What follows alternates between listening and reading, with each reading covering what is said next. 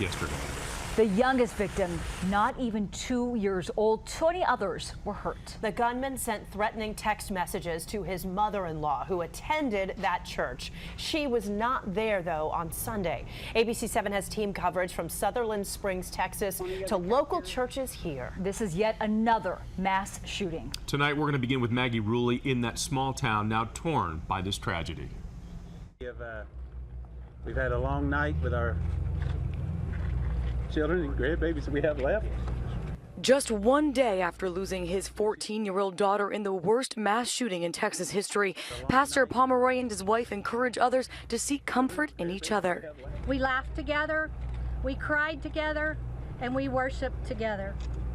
Now most of our church family is gone, and the few of us that are left behind lost tragically yesterday.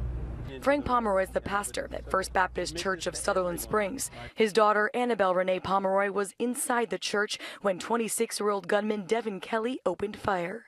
We have 6 ambulances en route. The shooter was able to fire off multiple rounds on his automatic weapon, killing at least 26, many children, some as young as 18 months.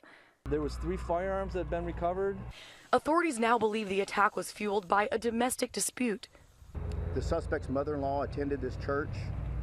We know that he had made threatening texts. Kelly has previously served a year in prison following a court-martial for assault on his spouse and her 11-month-old child. He received a bad conduct discharge from the Air Force in 2014.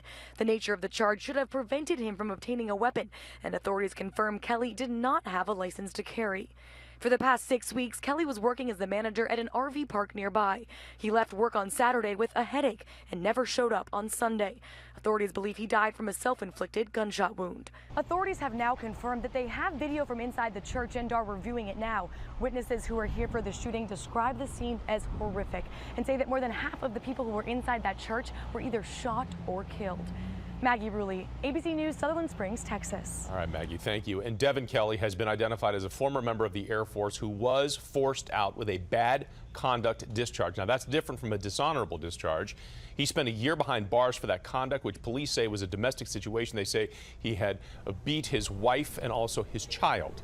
Now, helping us get to the bottom of all of this is former FBI agent Brad Garrett. And Brad, you know, it seems like this never should have happened on so many levels and for so many reasons. First off, how was he able to buy a gun? I guess when you get a discharge like that, you're considered a felon.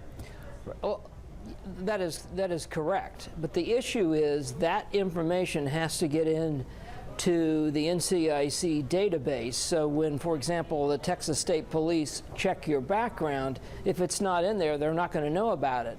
Keep in mind, this is a military conviction, so it would be up to the responsibility of the military to put it in there. So I think that's the problem. The other issue when you look at this is there were warning signs. This was not an individual that was below radar. There were all kinds of warning signs. Why wasn't somebody notified earlier about the possibility of this guy going off the edge?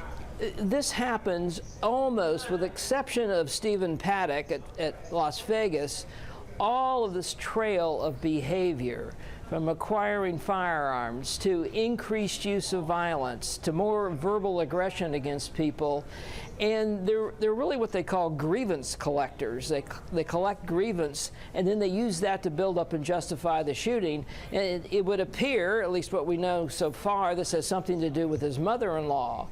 And we'll have to look and see what the triggering event was. But you're exactly right. People don't feel comfortable for whatever reason in coming forward to tell law enforcement, you need to take a look at this guy.